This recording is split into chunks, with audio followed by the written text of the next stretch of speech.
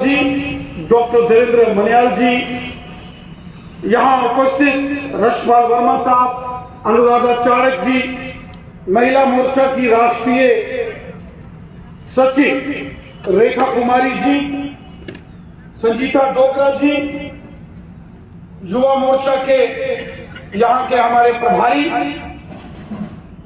Jammu Kashmir Amandeep G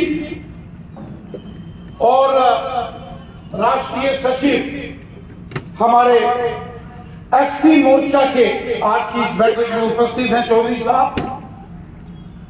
ST मोर्चा के यहाँ के हमारे बहुत ही मेहनती अध्यक्ष रोशन चौधरी साहब, युवा मोर्चा के हमारे बड़े जुझारू जम्मू कश्मीर के अध्यक्ष अरुण देव जी और रामबन के पूर्व एमएलए और एससी मोर्चा के बहुत ही तेज तरार हमारे अध्यक्ष श्रीमान नीलम लगे साहब, ओबीसी मोर्चा के कर्मठ जुझारू हमारे जम्मू कश्मीर के अध्यक्ष श्रीमान सुनील प्रजापति जी, माइनॉरिटी मोर्चा के लगातार माइनॉरिटीज के अंदर अपने कार्य को, भारतीय जनता पार्टी के कार्य को गति दे रहे, दिन रात समर्पण भाव से कार्य कर रहे श्रीमान रणजोत सिंह नलवा साहब, भारतीय जनता पार्टी किसान मोर्चा के बहुत ही जुझारू मेहनती हमारे अध्यक्ष श्रीमान सर्वजीत सिंह जौहर साहब। आज की इस बैठक में भारतीय जनता पार्टी के सभी मोर्चों के आए हुए प्रदेश के, राष्ट्रीय स्तर के एवं जिलों के मोर्चों के जितने भी हमारे कार्यकर्ता बंधु बहनें आई हैं, आप सबको मेरा नमस्कार, आदाब, सत श्री अकाल। मैं आपका आज की इस बैठक में वेलकम करता हूं। साथियों, आप सबको याद होगा लगभग 4 साल पहले इसी प्रकार की एक बड़ी संयुक्त मोर्चे की बैठक सभी मोर्चा को मिलाकर इसी स्थान पर हमने की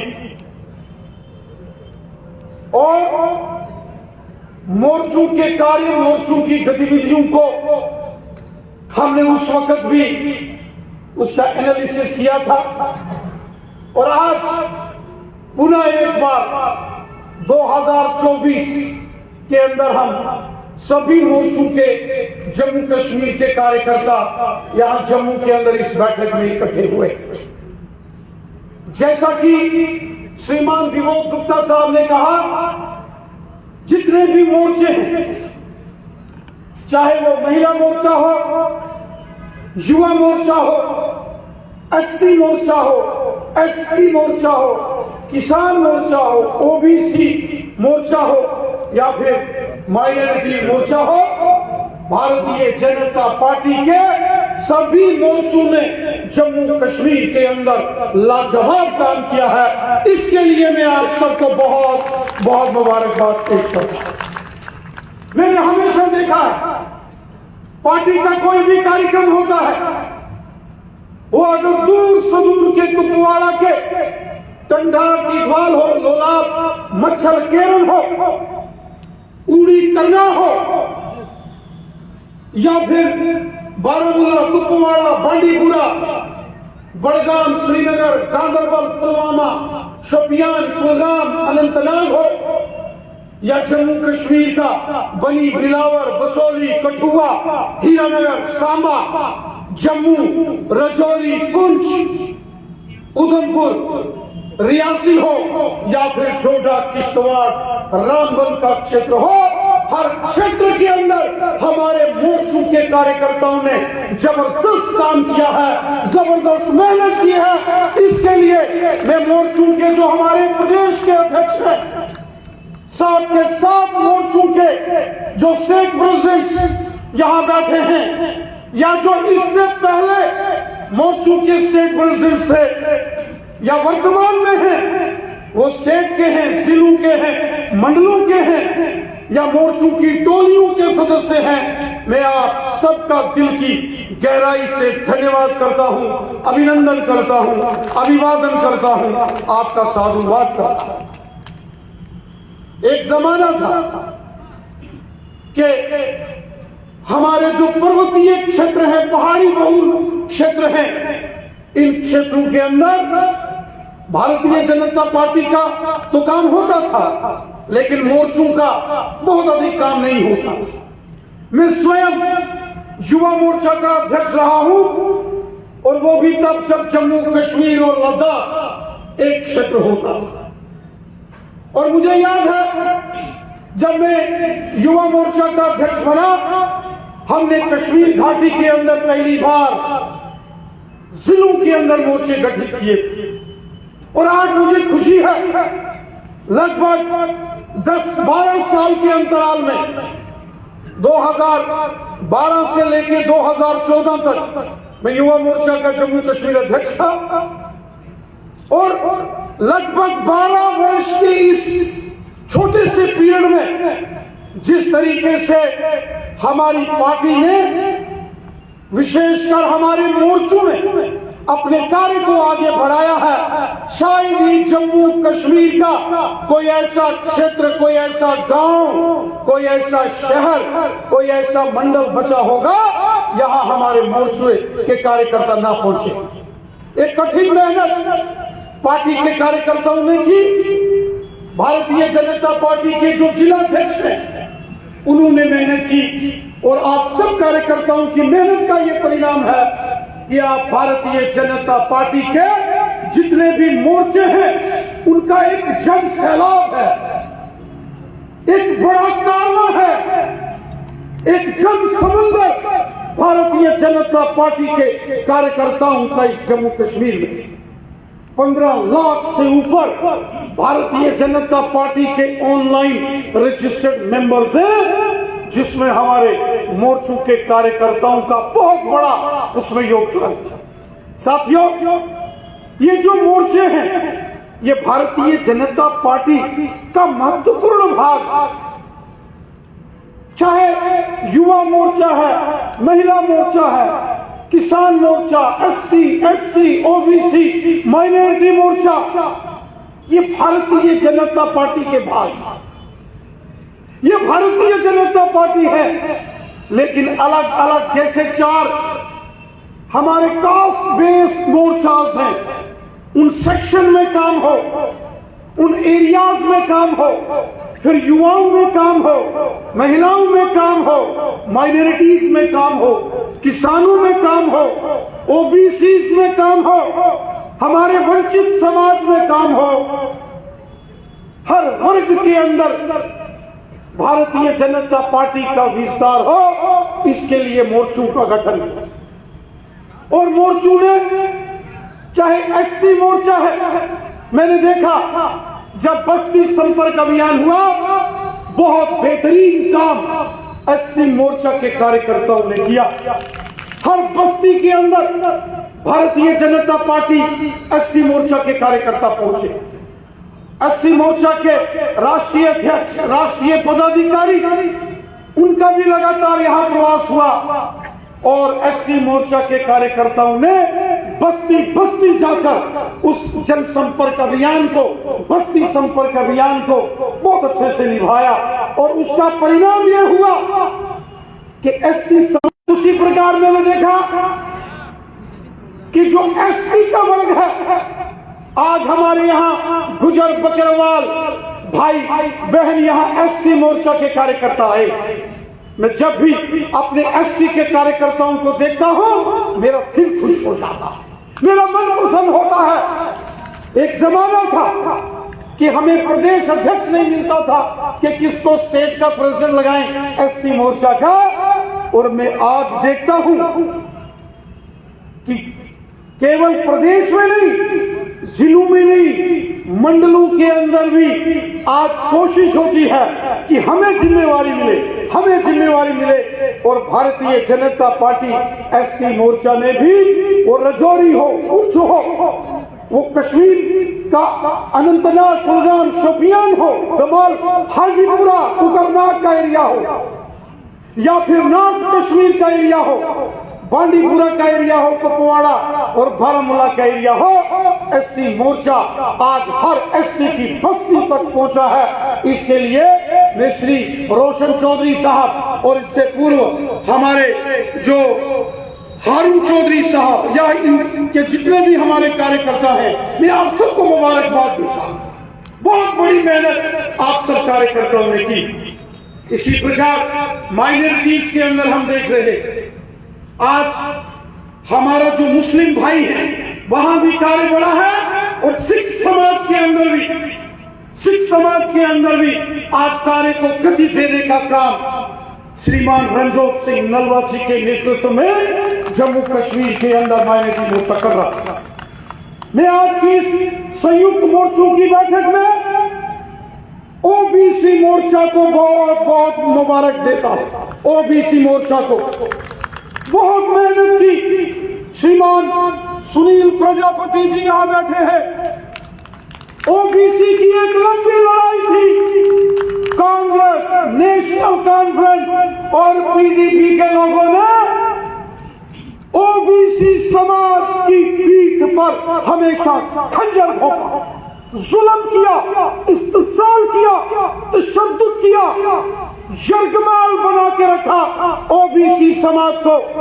वो जम्मू हो या वादी कश्मीर हो, केवल जम्मू में नहीं, कश्मीर का हर चौथा या पांचवा हमारा मुसलमान भाई बहन ओबीसी के दायरे में आता है, इस कैटेगरी में आता। जब बैकवर्ड क्लासेस कमीशन ने ये कहा कि ओबीसी कास्टों के लिए आप फॉर्म भरिए, लाइन लग गई डीसी ऑफिस और एसडीएम ऑफिस के अंदर, तहसील ऑफिस के अंदर ओबीसी वर्ग और 42 से ऊपर 40 के करीब सब कास्ट, लोहार, तरखान, तेली, हांजी, बरकबान, हजाम, कुम्हार, जाट कम्युनिटी के लोग, प्रजापति, ये वो समाज के वर्ग थे जो ओबीसी तो थे, लेकिन जम्मू कश्मीर में अगर सोशल कास्ट बना के उसमें भी नहीं इनको रखा गया था। साथियों, आज मोदी सरकार आई, सबका साथ, सबका विकास, सबका विश्वास और ओबीसी के पूरे अधिकार ओबीसी वर्ग को देकर मोदी साहब ने बहुत बड़ा काम किया है। और इसकी एक लंबी लड़ाई ओबीसी मोर्चा जम्मू कश्मीर ने लड़ी है। मैं ओबीसी मोर्चा के कार्यकर्ताओं को बहुत बहुत इसके लिए मुबारकबाद पेश करता हूं। साथियों, इसी प्रकार हम देख रहे हैं किसान, एक जमाना था किसान को कोई नहीं पूछता था। आज मोदी सरकार की हर स्कीम का फायदा किसान को पहुंच रहा।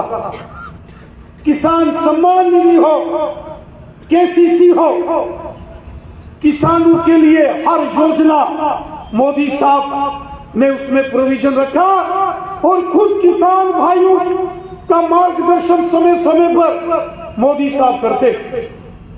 ये हमारे लिए खुशनसीबी है कि हमारे देश के यशस्वी प्रधानमंत्री मोदी साहब ने समाज के हर वर्ग का भला किया। और किसान जो एक जमाने में जिसको इग्नोर किया जाता था, आज उस किसान का मान सम्मान अगर किसी ने किया है वो मोदी सरकार। महिला वर्ग हो, कितना सम्मान माताओं बहनों को मोदी सरकार ने दिया। हर योजना का लाभ, लाडली बेटी, सुकन्या समृद्धि योजना, बेटी बचाओ बेटी पढ़ाओ, ये नारा देकर कितना बड़ा कार्य मान सम्मान का माताओं बहनों के लिए मोदी साहब ने किया। और फिर 33% जो रिजर्वेशन पार्लियामेंट और असेंबली के अंदर दी गई है, बहुत बड़ा काम किया है। कांग्रेस 50 साल ये नारा देती रही कि महिलाओं का हम सशक्तिकरण करेंगे, लेकिन कर नहीं पाई। झूठ, फरेब और फ्रॉड का दूसरा नाम कांग्रेस है। और जब मोदी सरकार आई 33%। और सबसे पहले अगर किसी स्टेट के लिए पार्लियामेंट में बिल पास करके ये प्रावधान दिया गया वो जम्मू कश्मीर है, उसके लिए भी जम्मू कश्मीर की लाखों बहनों की तरफ से हम प्रधानमंत्री मोदी साहब का शुक्रिया अदा करते हैं। युवाओं के लिए बहुत पैमाने पर काम हुए, माइनॉरिटीज के लिए काम हुए। साथियों, ये जो बड़े पैमाने पर मोदी साहब ने समाज के हर वर्ग का काम किया है, अब हम सब की बारी है।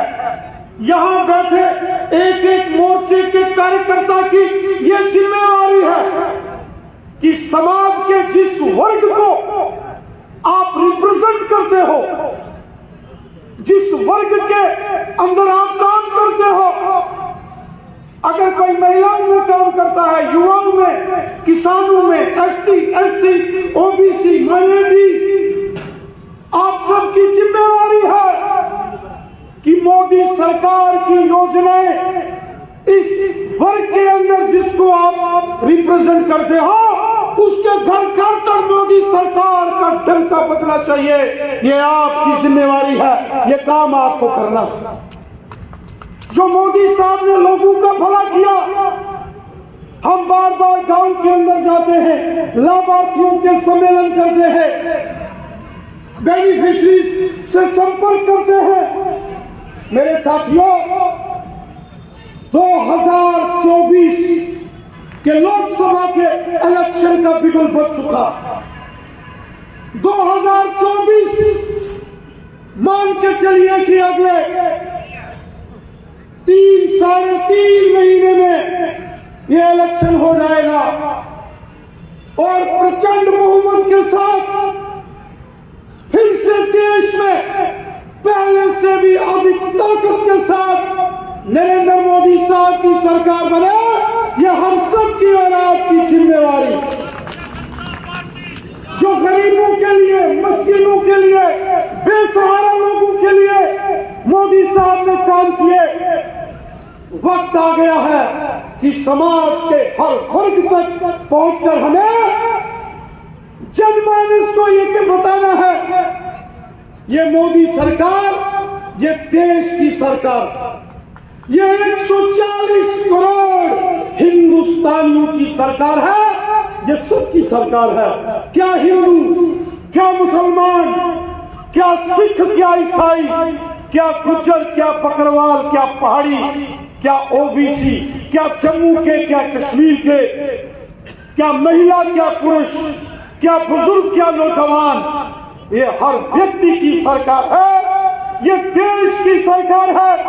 जहां मोदी साहब ने गरीबों के लिए भलाई का काम किया, वही पूरी दुनिया में आज हिंदुस्तान के तिरंगे झंडे को झुककर दुनिया सलाम करती है।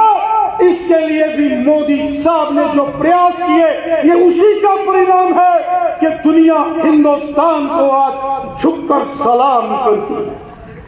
एक दौर था जब जम्मू कश्मीर के अंदर पत्थरबाजी होती थी, हड़तालों के कैलेंडर आते थे, बम, बंदूक, पिस्तौल, गोलियों और ग्रेनेडों का शोर सुनाई देता था। आज वो दौर खत्म हुआ है। आज जम्मू कश्मीर में अमन है, खुशहाली है, भाईचारा है। और साल के आखिरी दिन 31 दिसंबर रात 2 बजे तक जब लाल चौक के अंदर जश्न होता है तो दुनिया बोलती है, फिर एक बार फिर दुनिया बोलती है।